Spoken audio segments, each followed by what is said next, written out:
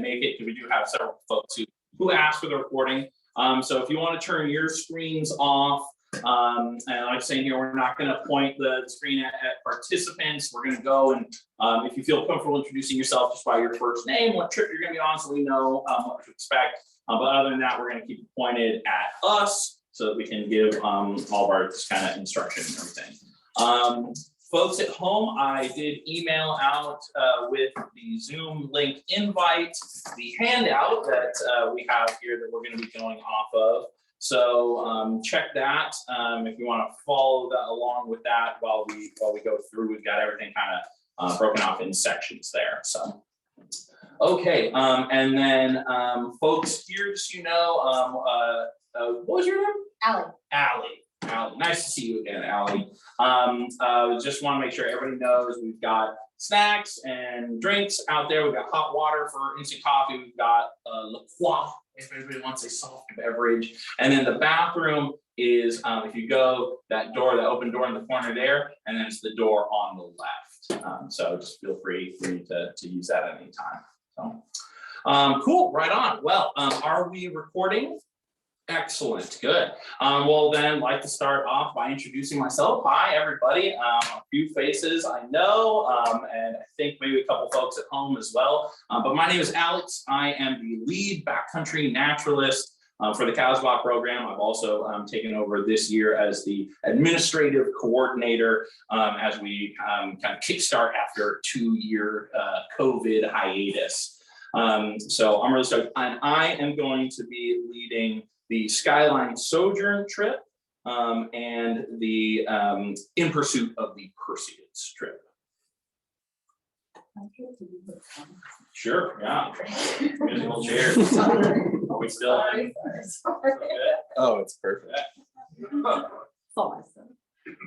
I'm Ashley Weil, she, they pronouns. I work in natural resource management for the Santa Cruz district, but I've been a backcountry naturalist for, I think 2018 was my first year. So I did a couple seasons and then the things happened. I don't have any symptoms. I'm wearing a mask because I'm flying to officiate my brother's wedding this weekend. So I'm trying to be as cautious as possible. I am leading a night among the redwoods. Ancients. A night among the ancients. Excuse me, Alex is away with the words. We have our marketing title, and we have it's the Portola trip. It's the Portola trip, the July trip, and then I'll be doing a couple of our equity trips. Yeah, that's me. And thank you for reminding me, he, him pronouns. And I'm officiating my friend's wedding next month, so, okay. All right.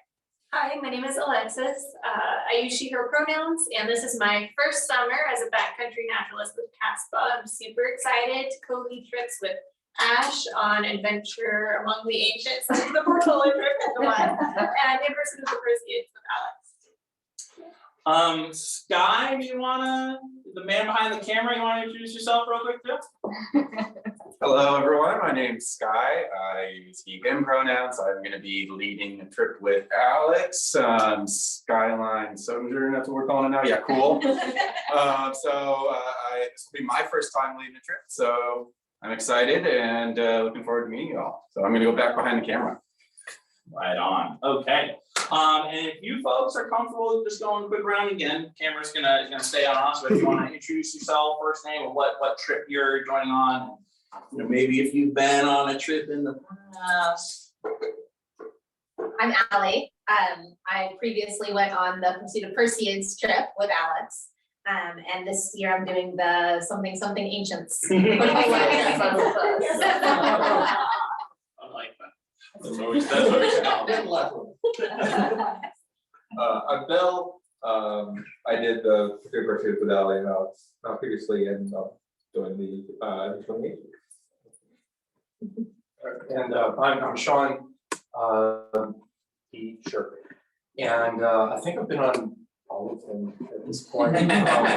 Seriously, if I can just take a sec to say, I mean, I was just asked while wandering around, why do I live in California? Look, because I get to be here and on these trips, And the opportunity to hang out with these folks and get to know your backyard at a boots level with people that are experts. And that's all I have to say about that. Thanks. Sean has been a long time repeat participant and helped us out too. Some of our like marketing photos and stuff, he's hooked us up. Yeah.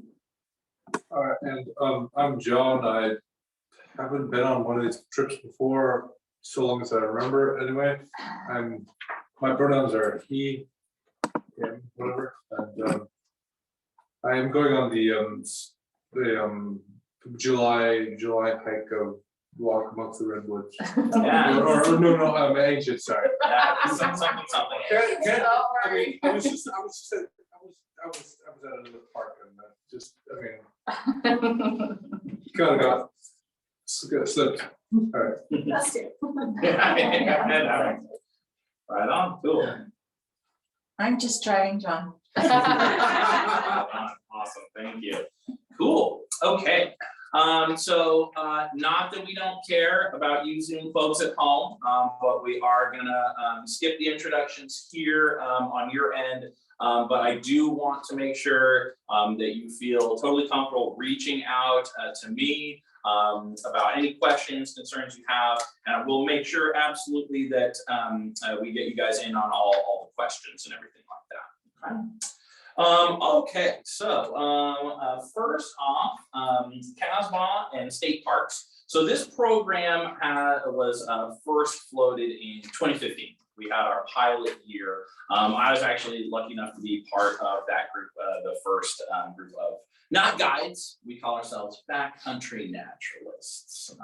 Try to set ourselves a little bit apart because we're the only group, the only programs like this, adventures like this, offered by California State Park staff. Now we're trying to change that. In 2020, we were all set to do an official statewide training, get more people from other districts involved, and of course, the world ended, so, but we're hoping to bring that back next year. But and we've had interest with the interpreters up at Redwood National Park. So we're trying to change that, but as far as we know, the whole country, this is the only one where you can go with actual state park staff, rangers, not rangers, but whatever, people, you know, they see the shirt, right? It was actually inspired by, if anybody's ever done the High Sierra Loop at Yosemite, they have a base camp so you can hike around. You can also get a ranger guide. That's national park, so those are rangers. And so we wanted to, we knew that we could recreate that here in Santa Cruz Mountains, if on a slightly smaller scale. And so we've been doing that ever since. We've kind of expanded the program, but of course, starting in 2020, had a 2-year hiatus, which we are now very excited to be coming back. We had our staff training trip last week, scouted out some of the spots where we're going to be going on the adventure among the ancients. So we're all just really excited. I think I speak on behalf of everyone when I say that we're really excited to get this program back going and excited to have all of you, those of you who are returning and new faces and at home as well. So we offer a variety of trips both for the public and what we refer to as our equity and inclusion trips, where we partner specifically with groups. This year we have a trip scheduled with Latino Outdoors. We're looking at one with the Santa Clara Boys and Girls Club. And also we're hoping to redo a trip we did in 2019 with the Amamutsan Land Trust Trail Stewards. And so those trips are directly supported by funds from the revenue we get from these public trips. And some of those groups cater specifically to folks who have not had a lot of opportunity to practice outdoor recreation in this way. So as signing up for these public trips, you guys are directly supporting our greater mission. So definitely want to extend my appreciation for that. Okay, so the way that we organize these is all of our trips have two leaders, two backcountry naturalists. One is typically the lead trip leader, but you always have at least two, sometimes three, because we're trying to expand, so we might have some folks shadowing. interpreters or naturalists on the trail with you.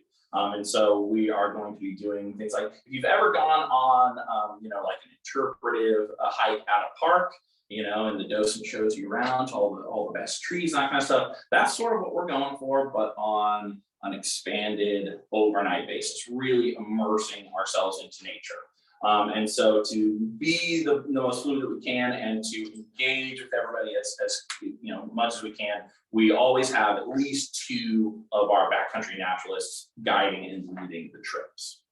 And then we are, I think we'll probably get into that a little bit, risk management, safety management, that kind of stuff, but we are, our trip leaders are all WFR certified, Wilderness First Responder certified through NOLS, the National Outdoor Leadership School, kind of the standard for such things. So, and we're all naturalists who have our own parks. Myself, Portola and Castle Rock are my park. And so, well, I guess we're not all interpreters quite, are we? Ashley's a natural resource manager with a flair for the dramatic, so she fits right in, which is actually a really cool part. We are interdisciplinary. We are not just interpreters, which is usually running programs like this, but we work with other departments. So another way we're kind of special there, but yeah, so the idea being that we have lots of experience, lots of knowledge about the nature and the history to share with everybody. So we really like it to be a full kind of exploration of the space, which is really, your guys' backyard. So that's kind of what we like to do, is get into it with activities, interpretive stops on the hike. I've been known to make the odd native tea here and there.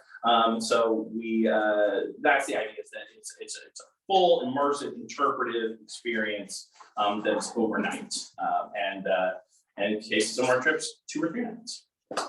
Okay, any general questions off the bat? We've got our meeting agenda, so we're going to be getting into those specific areas. But is there any questions off the bat in general, or it doesn't look like it's going to fit in at some point? And sorry, thank you for joining us. What's your name? Elena. Thanks. And what trip are you going to be on, Elena? You remember? There's What month are you going? What month? June. Skyline Sojourn. All right. Cool. Excellent. We also have Sky on Zoom who can answer questions in the chat if anything comes up, or he can let us know if you have any questions. Yeah, sorry. So yeah, thank you. Yeah. So when I do ask questions, absolutely, if you're at home, let Sky know and jump in. Don't want to save you guys for later on that. Want it to be as open as possible. So yeah. So do we have any questions here from the group in person so far? Or anybody in Zoom at home? Cool. Sounds good. Okay, Ash. Am I in view? Is my backpack? I can move too. Can y'all see my backpack?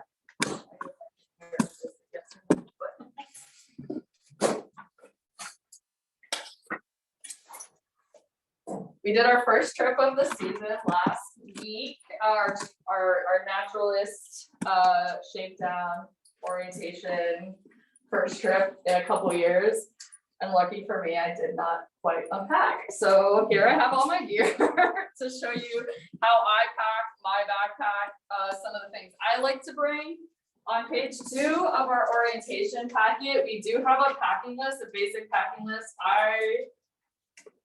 I'm an overpacker from way back. I'm trying to cut down on my backpacking weight, but it's not really working. This is the backpack I use. This is an Osprey 65 liter.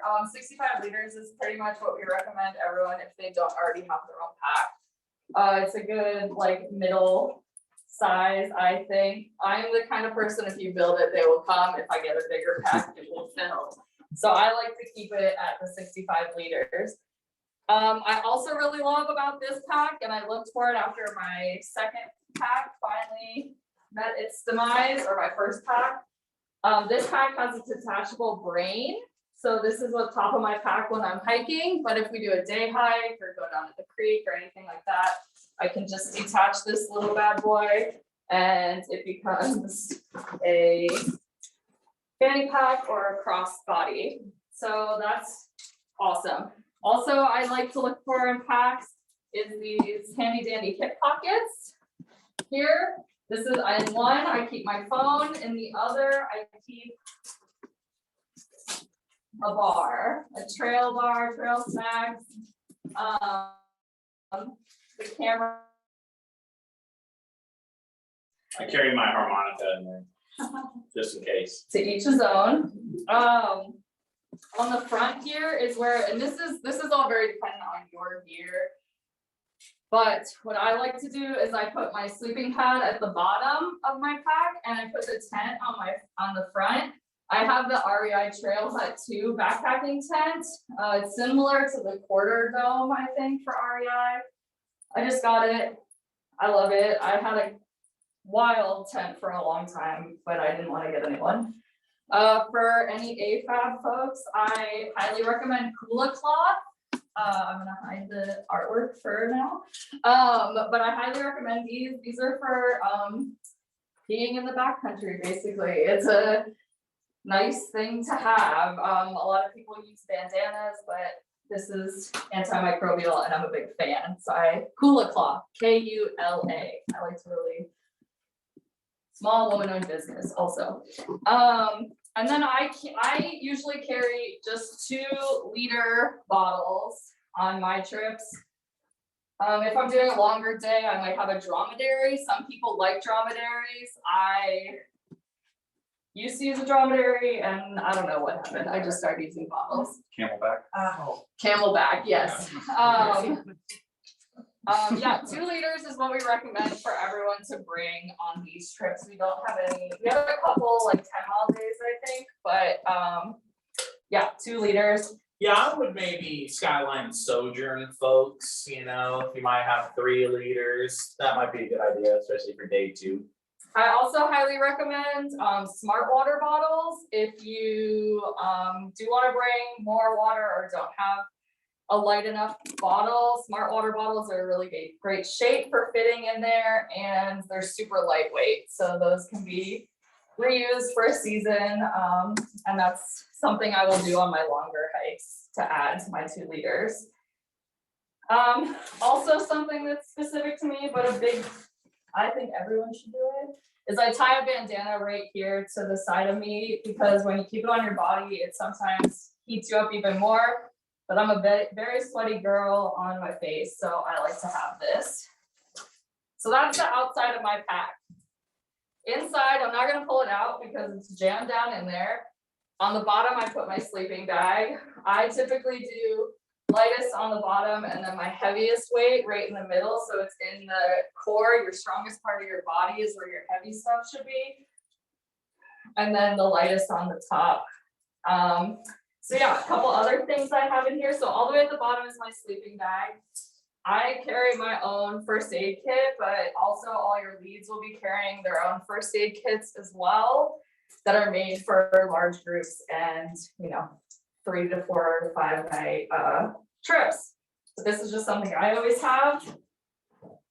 Then we get to my clothing. I use a stuff sack. This is not stuffed currently. But a stuff sack is basically a sack that you can put a bunch of stuff in and then you ratchet down these straps to get all the air out. So it's nice and small and compact. Small is a bit of a stretch, but compact for what it is. So you're using that not for your sleeping bag, but for clothes? I have one on my sleeping bag as well. This is an additional one that I use. On the packing list, I'm overheating in here with this mess. On the packing list, we recommend a pair of hiking boots. Those will be on your feet when you're hiking, so you won't be having those in your pack.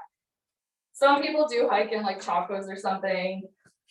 I am constantly rolling my ankle, so I do not.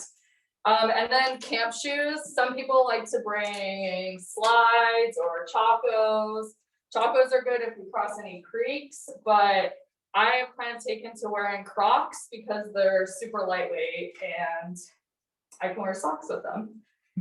I had a couple weight Nike running shoes I stuck in. I used to take my little moccasins, but it is nice to have a clean shoe, especially, you know, put on some clean socks at the end of the day, put on a clean shoe for the campground or campsite. As far as socks go, I have extremely sweaty feet, so I bring one pair of socks for every hiking day, and then I bring one pair that are my camp socks. If it's an extended trip, I also bring an intent pair of socks, but that's not what we're really doing, so. Yeah, and so I prefer Darn Tough socks. Those are my favorite. They're American made and lifetime guarantee, and they're my favorite. I don't have them on right now. And then as far as what I bring, so we hike in our uniforms. I believe these are inside out, so excuse me. These are pranas. These are the hiking pants I usually will hike in. I recommend them as hiking pants, but also any hiking pants will do. But this is what I'll be hiking in. But then I'll also probably bring for camp either a pair of leggings or another pair of like lightweight pants. Or if it's warm enough, if you're someone that runs hot, this is my hiking skirt for camp. So I recommend wearing something that you can hike in. I get poison oak really bad, so I always hike in pants. All of the trips you will be amongst poison oak, so if that's something you're sensitive to, I recommend wearing pants. If you aren't sensitive to it, go with shorts, whatever works for you. And then in camp, another pair of pants. I usually have the one outfit for hiking, one outfit for in camp. I like to bring a t-shirt to change into once we're in camp, and then some sort of long sleeve to put over it. In case it gets cold, but not cold enough for my down jacket. I know on the packing list, it says a mid layer and then an outer layer, and the outer layer says windbreaker. I usually go for a lighter down jacket. This is my Arc'teryx. This is the kind of jacket I like to bring. Windbreakers are nice if it's windy, obviously, but it can get pretty cool at night in the Santa Cruz Mountains. So I like to have a lightweight down jacket with me. Obviously, I've got my sock situation here. Bringing a hat is really good. Sometimes we're in the redwoods, and sometimes we're extremely exposed in chaparral and whatnot. So it's always good to bring some sort of sun protection. Skyline Sojourn, folks. It's gonna be a hat's gonna be good. We're gonna be more exposed, particularly on the first 2 days. A camp towel, a lightweight, quick dry camp towel is something I like to bring. Some people just bring a bandana or air dry, but I'm from Florida, so I get pretty cold. So that's me. As far as rain gear, I don't usually hike in the Santa Cruz Mountains with rain gear unless I've checked the weather and it calls for, potential rains.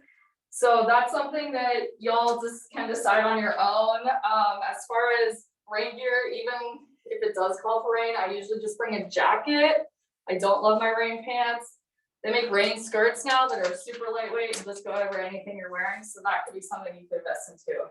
Always sunglasses, always an extra bandana.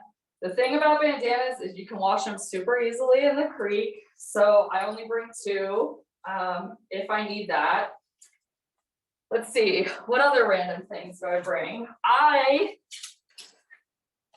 invested in a camp chair because I need back support always. It's very important to me. This is the REI FlexLight Air chair. It's super lightweight, fits inside my pack, and it is a personal luxury of mine that I don't leave home without.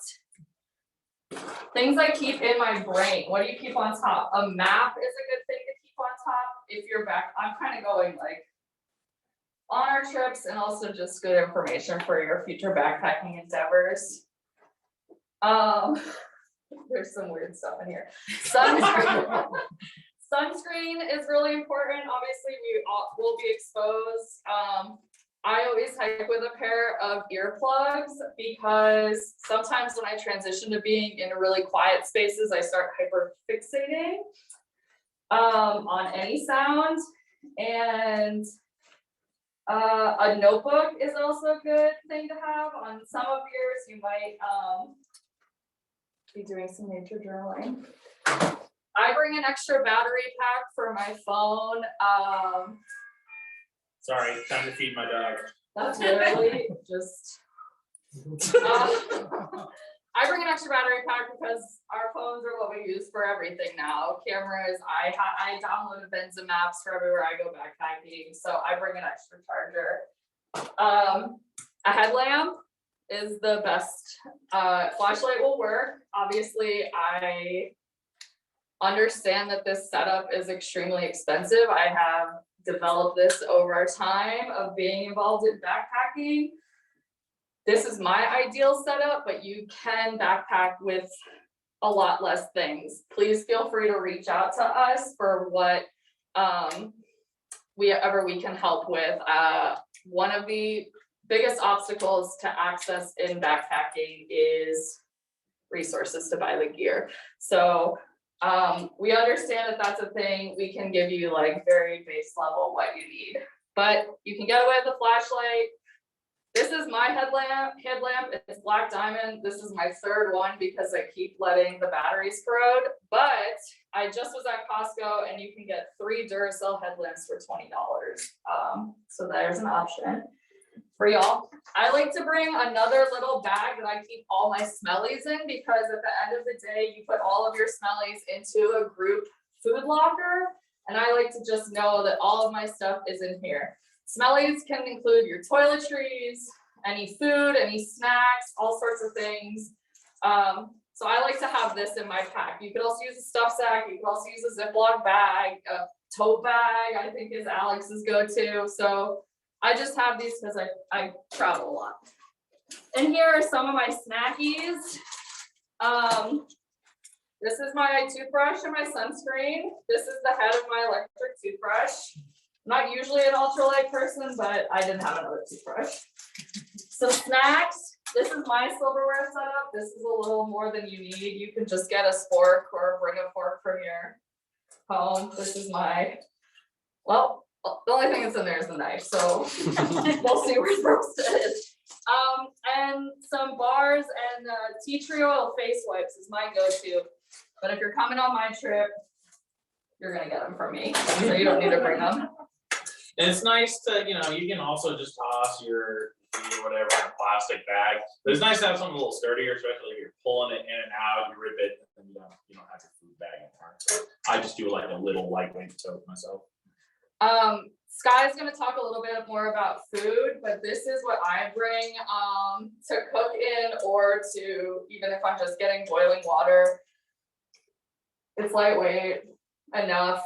It buckles shut. I can't keep like soup in this for very long, but I can keep a lot of stuff locked tight in this on a backpacking trip if I have leftovers or something. And then this is my tin mug that I travel with. It says New Hampshire because that's where I was born. Yeah, this is kind of my go-to setup. Like I said, the sleeping bags at the bottom. So the next thing I would put in would be all of my food and all of my heavy stuff. And then I usually will do like the heavy stuff in the middle.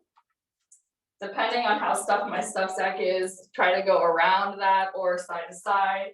And then on top of that is like the jacket that I'm wearing in the morning when I start the hike, and then I'm gonna quickly take off. That'll go on top. Anything I wanna eat quickly, I like to put my lunch and my snacks in my brain, so they're easy access, but if this fills up, which it tends to do, I'll put that closer to the top. Something like a button-down shirt that you might throw on lunch because you're super sweaty and we're under the redwoods and the wind starts to blow, you might want on top. All of these things we can help you with the day of the trip. We can help you pack your pack if that's not something you're super experienced with. We are here to help. That's the whole thing. For those of us that menstruate, I like to let people know that there are trash cans and pit toilets at all of our backcountry campsites. So you can continue whatever methods you use in the front country. I personally recommend menstrual cups to a lot of people who want to move forward with their backpacking. It ends up being a lot easier when you don't have access to trash cans at all your campsites. I think that's it for my packing spiel. Does anyone have any questions? See, I wanted to jump in real quick. You talked about kind of the balance between making sure, like when you're packing, that you have the weight centered at your center of gravity and close into your back, and kind of balancing that with, oh, well, okay, but if I need my first aid kit, I want that easily accessible. I would also point out with the weight stuff is keep an eye for swinging. Like she's got, like she said, she likes to strap her pad to the outside, me too, because it's light and you can get it nice and tight, and so it's not flopping around while you're walking. If things are swinging, you're adding something like 17% of the weight back in terms of like energy lost, right? So you want to make sure that stuff isn't swinging around, and if you are putting things like for me, I often put my tent where she has her pad, because that is not something I usually want to put inside my pack. It's heavier, so you know it can be right there on my center of gravity. But I'll put like my lightweight pad like on the side. It's not going to throw me off too much. It's not going to swing too much. So it's all kind of getting a feel for your pack, but kind of balancing that and not making things heavier and making it harder on you. I'm definitely someone that puts a lot of things on the outside of my pack. To go back to overpacking, I can't fit it all in my pack. When I do hang things on the outside of my pack, like if I take this S-clip and I'm hanging this cup, more specifically my shoes, I carry my camp shoes on the outside of my pack, like my Crocs. I might hook this to something and then strap it down so it's close, because not only is it like this swinging is probably not going to affect your weight too much, but the noise will probably drive you to lose your mind. Or your hike mates. Yeah. So having a lot of these straps on the pack is nice, so I can like tighten everything down so it's not swinging and making a bunch of noise. Yeah. Cool. I love the pee rag, and to talk about kind of menstrual support. If anybody wants to talk more about that, I'm perfectly happy to connect you with Ash. I'm not embarrassed about that stuff, but a conversation with me isn't going to be so productive. So, but in general, we like to be very open and upfront, try to normalize all that stuff on these trips, because it's healthier and safer if we're all open and checking in. And of course, I'm not expecting, you all to necessarily be telling each other about it, but if there's, I would want you to feel as comfortable as possible talking to myself or any of the other leaders on your trips. I like to say, like, you got a tick in your butt, that's fine. I will dig it out of there. Like, let me know. I'd much rather that you told me that and we had that, I guess, uncomfortable situation or whatever, but that I can remove the tick properly, and then you don't have a tick head inside of you. And we had this issue. It wasn't like on their butt crack or anything, but we had this issue on a shakedown one time. The guy was embarrassed to do it, tried to just pull it out with his fingers. The head was in there, I had to go in after it. I say it jokingly because, it's more fun that way, but like literally, seriously, like as long as you are comfortable, you're not gonna make me uncomfortable, so. Cool, okay, questions about packing? Yes, the amount of water doesn't seem like very much, really. 2-3 liters, we'll get you through most of the hikes. I would say 3 for Skyline Sojourn, or maybe not even necessarily showing up with 3 full water bottles, but if you have 2 full water bottles and a third, that you can fill up, because that second day is almost 11 miles, So I recommend 2 or 3, but that is kind of a, knowing If you're yourself. someone who knows you drink We'll be more. refilling. We do There's a agree. place to reel. That's Yeah, what I and was- that's just daily. That's a Okay. daily requirement. So we do, if we don't have access to like a running stream or a running creek that's we know that we're confident is gonna be there, we will drop water at the campsites, or we will treat it. And so there's some gear also that we carry. I guess I didn't really talk about that. So we'll go into it later, but there are things like stoves and water filters, all that stuff we carry and provide for y'all. So you don't have to worry about it on these trips. I was just worried there wouldn't be any water at all. Oh, no, there'll be water, No, there'll be water. there's always water, there's running water at Black Mountain, that we do have to treat, but it's like piped in, and then, Slate Creek and Castle Rock have streams nearby. We'll probably do some water drops on the Perseids trip, just because that's easier and a little further away, but, yeah, so, and you don't have to worry about purifying water, we will take care of that. And we'll talk about it in a sec. No, we'll talk about it next. Food stuff. We'll get into the specifics there, but you know, you don't have to bring the full setup.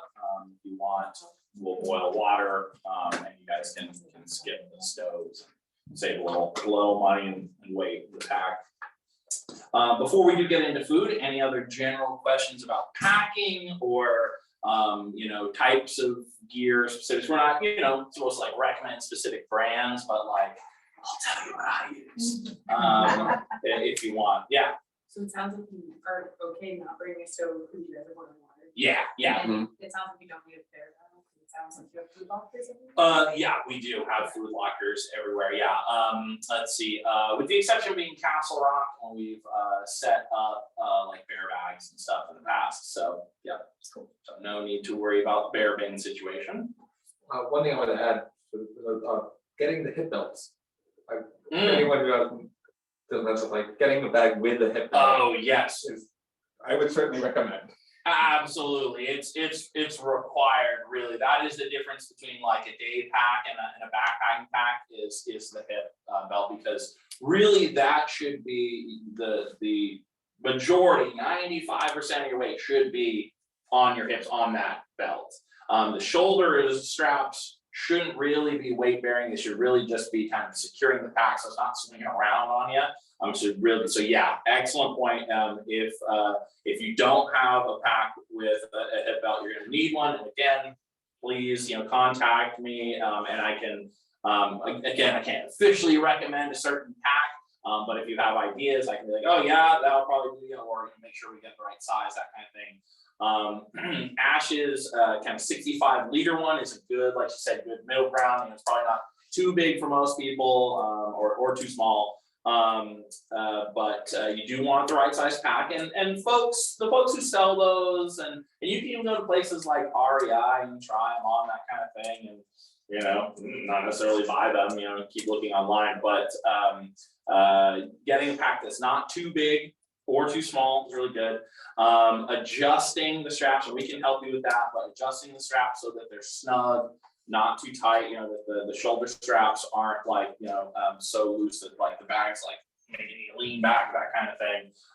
We can definitely help with that, but would highly recommend everybody to put some weight in that pack, carry it around, do a practice run like with the pack, with the weight, and get used to adjusting it. You're just gonna be that much more confident when you get out there. Do we have any packing questions from home? We're gonna get more into food stuff in a second. No packing questions, and from here on, if it's possible, can you repeat, or I guess I can, the questions from the audience, just because it's a little harder to hear them. Great, yes. I'm trying to get in the chat as well. Cool, thank you. Will do. Okay, cool. So let's launch right into food then. So on I think the back page, I did put in some like links to a couple different websites that have like food recommendations. So in general, we do provide hot boiling water at breakfast and dinner times. So typically 8 a.m. for breakfast, and then anywhere between 6 or 7 or whatever, depending on for dinner, depending on how far we hike that day and when people get hungry and stuff, but usually around 6 or 7 p.m. But we make that clear, so we have plenty of hot boiling water for the idea being you can bring freeze-dried meals and just have the little packets. Those are easy. They're not the cheapest, but they're not super expensive either. Well, we also have plenty of water, so you can have coffee and that kind of stuff. Breakfast, we have our 2 big like 5-liter pots going. We make as many batches as we need to get everybody fed and coffeeed up or whatever. So that happens, breakfast and dinner, every breakfast and dinner, if we're on the trail, we will do that. And then lunches, everybody's on their own. We do highly recommend not planning to cook. Like if you are gonna cook and bring your own stove and do breakfast and dinner, highly recommend not doing that for lunch. You know, it might be, you know, lunchtimes are pretty flexible depending on the trail, so you know, it's easier if you have something you can just kind of take out of your pack and start eating. You know, not wanting to clean up, not wanting to, you know, we might not have a huge area, you know, that you wanting to like set up your whole stove and all that stuff. So we highly recommend easy, ready to go stuff. You know, big block or whatever, salami or beef jerky, those kind of things like last. Nuts and granola, you know, lightweight, easy to munch on. Protein, dried fruit is a great one. Let's see, you know, I like those Baby Bell cheeses that hold up, you know, pretty well without being refrigerated. Brandon used to really like the Laughing Cow ones. You can buy those unrefrigerated, and they're like the wedges of cream cheese. Got a lot of packaging, but I buy a full block of hard cheese. Yeah. That's what I like. And, you know. Gotta be careful with that. Gotta keep it like, you know, well, hard cheese like what, like cheddar? Or what? Yeah. Okay, yeah, you did. So you gotta be careful with that and keep it in the cool part of your pack. But if you know what you're about, certainly. So yeah, so easy kind of ready to go things. You're not gonna want to be cooking. Peanut butter sandwich in the back here, you know, in the bottom of your pack, whatever. Justin's and other brands make it like the little pouches. Peanut butter, those are good. Do you mind if I jump in for a second? A couple things that I just want to drive home are, one, you'll hear about this on the trips, but we are crumb clean parks.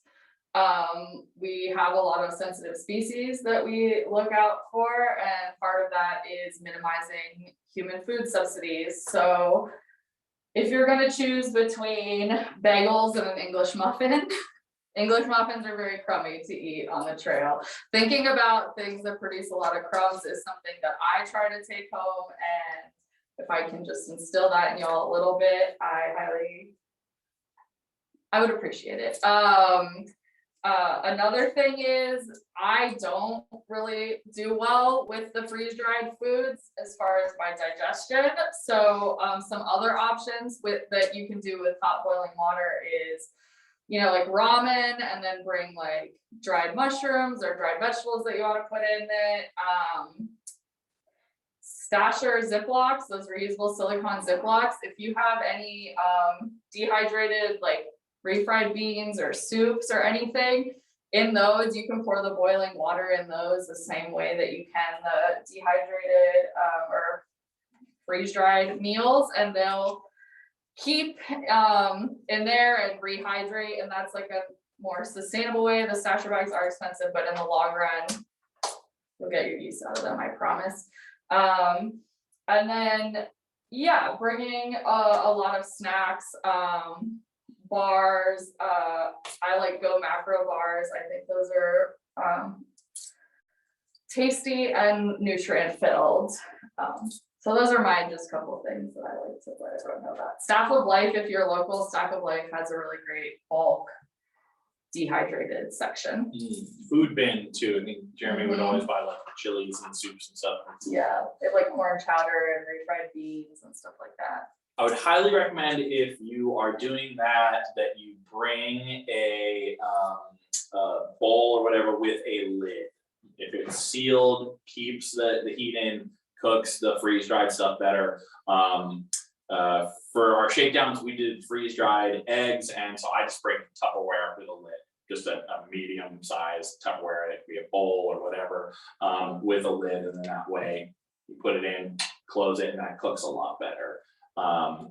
The bags, they seal themselves, but one thing that I like to do when I have used those is like wrap it with my sweatshirt or something and kind of insulate and keep the heat in a little bit better. But yeah, there's lots of alternatives. People love the, you know, kind of do their own take on the just add water stuff. I would highly recommend, you reach out to me, look at the resources listed in the handout for other ideas, but keep it simple. I have one more thing that I add. I collect like individual packets of like soy sauce, Cholula, and mustard. Those are my 3 big ones. If I see those somewhere, I grab a handful, particularly Cholula. It's harder than you think to find. We had a debate about hot sauce last week. But those things are just so handy to like upgrade. Like I do tuna pouches on the trail sometimes, and like a little packet of mustard or salt and pepper, mayonnaise, whatever. It goes a long way. So kind of stocking up on those for over the winter is a big thing for me. So then the only thing that we actually do provide is we do make sure to have coffee packets available for folks. That's the only food thing. There may be a sweet treat here or there, but the only thing that we officially provide food-wise is coffee packets, because we want everybody to be happy as soon as possible in the morning. So, I have one more. I'm sorry. I have one more. I was just gonna say we do the black. We usually try to get them mixed with the black Starbucks ones, and then like the creamed sugared Trader Joe's. But yeah. The last thing I always bring is an electrolyte powder. My preferred is Liquid IV. It is a little higher in sugar than some of the other ones, so if that's a concern of yours, I would look into that. But they're the best flavors, and you can get them in a 30-pack at Costco. So that's my last. Yeah, water does not always replace everything, yeah. Okay, cool. Any other food comments from you guys or questions from you folks at home? Feeling good about the whole? Yeah. Do you for breakfast? I don't drink coffee, so do you have tea? Yeah, oh yeah. The question is, do we have teas? We do we'll usually bring some like Lipton breakfast or something like that. Yeah, I'm a tea guy too. Yeah, that's good. Nice. Okay, cool. Any other food questions or from folks at home? Cool, righteous. Okay. It's me again. Me again. Risk mitigation, safety management, first aid, and personal medications. So as far as risk mitigation, a couple things Alex already mentioned. All of your backcountry naturalists, all of us are wilderness first aid certified. First responder. First responder certified. And we get recertified every 2 years or whatever. So that's our first level. We carry a DPR, a parks radio, basically to get in contact with parks dispatch if anything goes awry. And then we also this year bought a Garmin InReach, which is a GPS and kind of SOS rescue sort of device. And we got to send out a test message to make sure that it was gonna work in our parks, and it went swimmingly. So those are a couple of things. As far as risk and safety management, when we hike, there will be a naturalist at the front of the group and a naturalist at the back of the group, making sure that everyone stays together. We wait for each other at junctions or any creek crossings, which isn't as big of a thing here as in other places that I lead. And then, as far as medical concerns of the individual, we ask that you tell us if you have anything in particular that you are concerned about, or any medications you're on that could come up, any things like that. We cannot require you to tell us your personal information, obviously, but if it's something that could potentially help us be better leads for you or better respond in any sort of emergency, we do ask that you chat with us about that. And that is something that was part of your registration, I believe, but also if you didn't include that, if you just pull up to one of us during your trip and let us know, we of course will keep it to ourselves and just make sure that you are as safe and healthy as possible on our trip. We all carry first aid kits that we have you know, we add to the normal first aid kits with different things that we find are helpful along the way. If you want to bring your own first aid kits that are specific to you, we bring moleskin and things like that. But if you know, like you have a certain sensitive area or something and want to bring your own moleskin, that's a good idea. As far as, you know, we have some NSAIDs and things like that, over-the-counter medicines in our first aid kit, but if there's something that you regularly take or you know that you're gonna rely on, bringing that is a good idea. I always bring Benadryl and ibuprofen for myself. Again, super sensitive to poison oak, so that's something that really I feel comfortable. I feel more comfortable if I know I have. Yeah, any medications that you know you need to take, go ahead and pack those. I usually just have a small Ziploc with all of my pills in it that I know I'll need for the trip.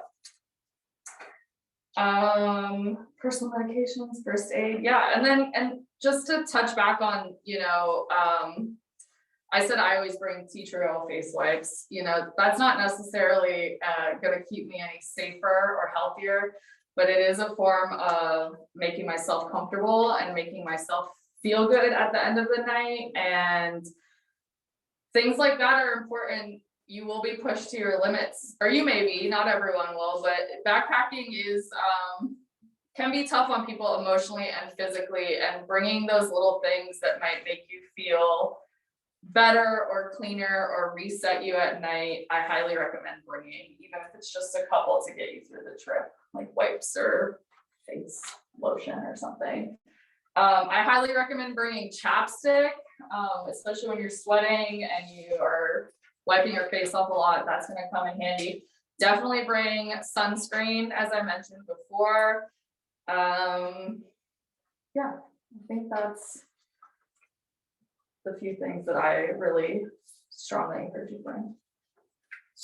Yeah, like I said, we can't require people, but if you feel comfortable, want to let us know, please do. If that's ahead of time with me, via phone or email, great. If that's, you know, just at the trailhead or sometime on the trip when it becomes relevant, great. We just want to make it as enjoyable process as possible. So just please let us know how we can do that. One other thing, if you are super sensitive to poison oak, Technu makes individually wrapped wipes that you can throw in your pack in case something extra shady goes down in the poison oak department.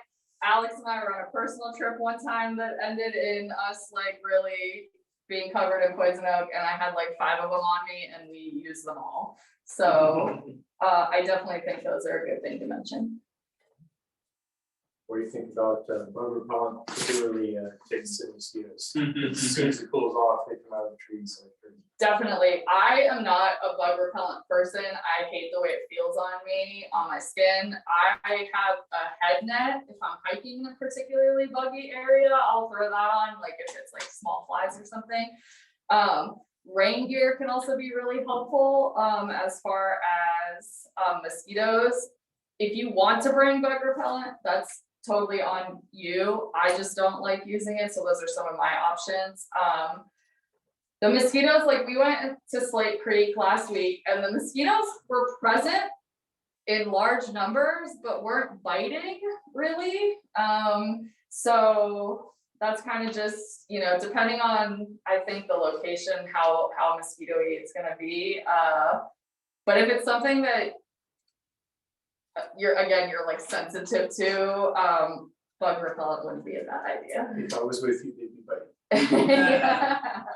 I'm a mosquito net person. You know, I like to bring a I'll bring my like rain shell or whatever, and then like long sleeve, you know, maybe some like long john type thing for if it gets cold. So they can't get through my shell, and then netting for the face. And that's the only thing that really works in my opinion against mosquitoes. Tea tree oil face wipes. Tea tree oil face wipes come highly recommended over here, but I'm not a believer in DEET or citronella or any of that stuff. We have sometimes in the past used those little coils terrible chemically, whatever, but the smoke, they don't like the smoke. I don't think it matters what kind of smoke, but the bugs don't like the smoke. So as long as those are being used safely, you can use those. I have heard people swear by the stuff that you like spray around like access points on your clothes for ticks. Is that like, I can't remember what that's called, but there are some, and then that's not going directly on your skin. So that might be a little better, but I'm not one for the chemical stuff. I don't find that it really works that well. That being said, I don't get bit that much. My insect repellent is bringing you all out there as bait, so that works pretty well for me. But yeah, can't go too wrong with mosquito net. Super lightweight. Cool. Any questions from Zoom? Cool. They're an easy group over there. All right. All right, Arab weather policy and trip. Okay, this is an easy one. We had started flirting with spring trips, and we went on a like mid-May shakedown, and it was raining, and we were miserable, and a tree fell down in the campground. So we decided not to do spring trips, and weather is usually very favorable. The only thing usually worrying about June through August is it getting very hot. So definitely prepare for that contingency. We talked sunscreen. I like to have zip off pants because I usually want to hike in shorts, but sometimes there's enough poison oak that I'll do the pants version, but that way I can be hot or cold regardless. So I definitely will be most concerned about the heat situation, be monitoring that weather-wise. Our policy is very simple. If for any reason the rangers decide that the park needs to be closed down, whether from wind, nearby fires, etc., we follow that. We go by what the rangers say. If there's not a safety concern that, like with the weather, that the trip is on. And of course, we will communicate, and our refund policy is a lot more generous if we cancel a couple days before. That being said, we've never had to do that, and I wouldn't really worry about that unless fires are a situation. So, but in that case, yeah, we will let everybody know. We'll fully refund and do the whole nine. But typically, we just say whatever the ranger is saying. That's what we say. And trail conditions. Trails looking good. The trails are looking good. Slate Creek was clear. There's a couple trees down from a year or two ago, but access is good. Zoom question. Yeah, so I might have this answer, but you might have a better one. So the question is, where can we find a PDF or large map of the Skyline Sojourn Trail? Is it multiple? It is multiple. So what I'm going to be doing is actually sending out, for folks here, I have some printed out ones, and for everybody, I'll be sending out some screenshots with the trail highlighted. It is a few different trails because we go through, technically we're actually going through Upper Stevens Creek County Park, and then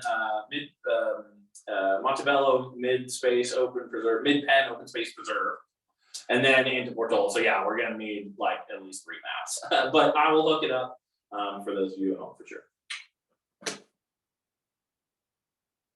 Okay, good, very good. Okay, what do we got next? Oh, that's you.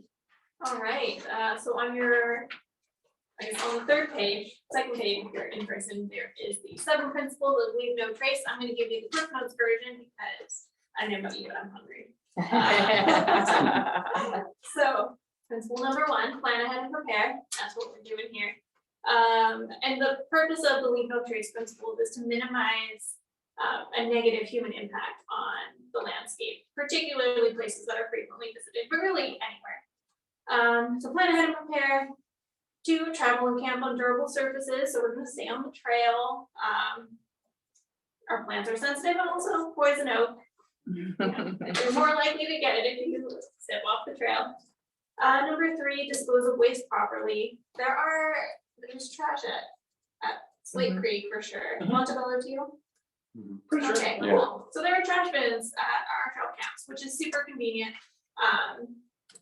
Otherwise pack it out, and also to avoid creating more waste, we want to make sure we're storing all our smellies in the food bins. Never leave stuff unattended. I'll come back to that. Number 4 is leave what you find. And this is actually also a state parks rule. Everything within state parks is protected, so there's no collecting of natural or cultural objects. One, so that other people can enjoy it, but perhaps more importantly, so that the animals and insects who live there and rely on it still have access to it. Number 5, minimize campfire impacts, but that's, I don't think we're gonna have fires. We're not gonna be building fires, especially during the summer. I don't think I have to harp on that one. Number 6, respect wildlife. I don't think we'll encounter that much. Maybe we're lucky, salamander under a rock, or maybe we'll see some birds, but there's no bears.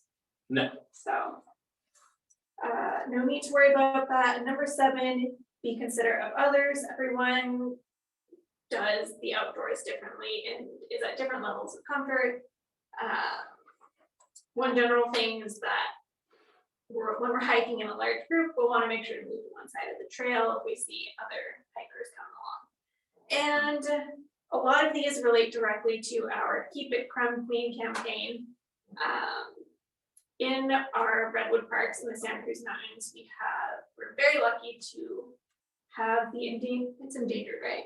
Okay, the endangered species, the marbled Marlette, which is a seabird that makes its nest in the redwood canopies. They lay 1 egg per year, and if that egg doesn't make it, that's it. And their eggs and their chicks are threatened by, I don't want to say bully, but bully birds such as jays and ravens and crows. And those birds are attracted to our parks by any human food that is left behind. So that's why we want to make sure we pick up any crumbs, so that we don't attract even more of these birds that are already threatening this really beautiful and endangered species. And that is the Cliff Notes version. Definitely the number 1 most important one is plan ahead and prepare.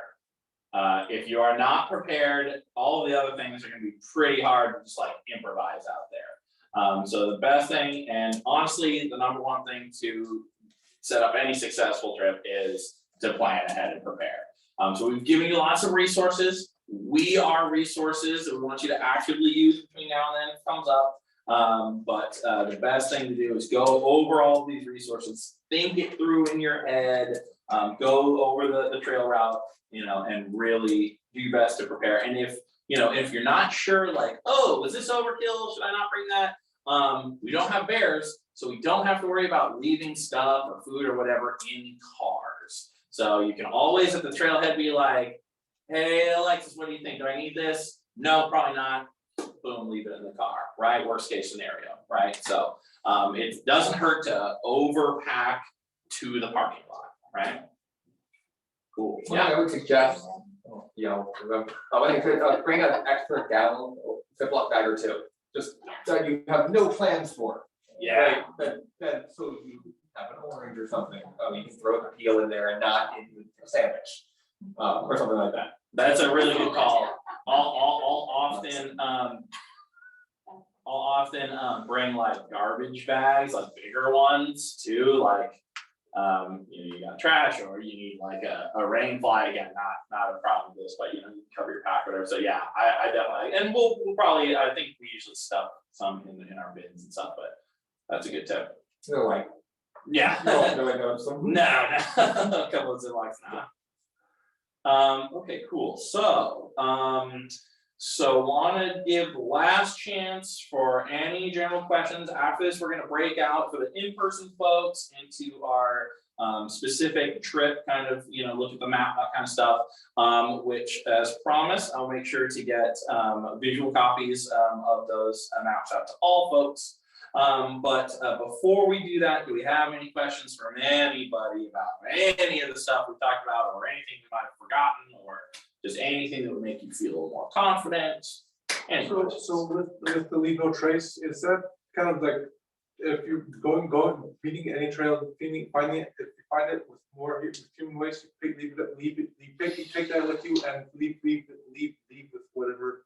Yeah, I mean, ideally. Leave it cleaner than you found it. That's the ideal. Then again, I don't pick up toilet paper. I don't pick up toilet paper. But I will pick up food trash. Yeah, So- especially on certain parts of Scotland Sea Trail, people treat it like a latrine, and so we do not necessarily pick up trash that we find, but we are very careful not to add to it. Okay. So if I were to bring like a trash picker or something. Extra credit, bonus points for you, John. Yeah. We've done that in the past, and we're all for it as long as it's not like slowing us down. That was the thing. Certain trips to Scotland Sea, right by the highway, people just literally huck bags of trash out on the trail. So like, we did that one time when we were just sitting there for like 10 minutes picking up trash. So, but if you want to do that, awesome. Yeah, brownie points for me, for sure. Cool. One thing I just want to remind everyone is orange peels and banana peels in the lake are, I'm sure you all know this, but just to drive it home, those are also trash. Organic trash is still trash. That's true, yeah. Okay. There's a guy out there playing music, and it's really Really? awesome. Just busking? Or- He has like a drum and Oh, I believe it's like some sort of like indigenous instrument. okay, see what you guys at home miss.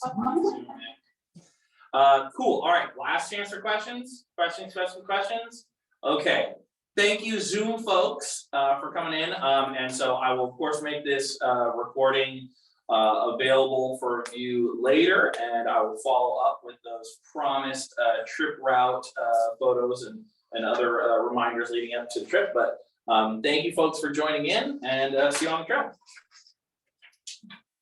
Okay, all right, so let's see, we've got, who's on the so-and-so Ancients trip in Portola in July? Yeah, okay.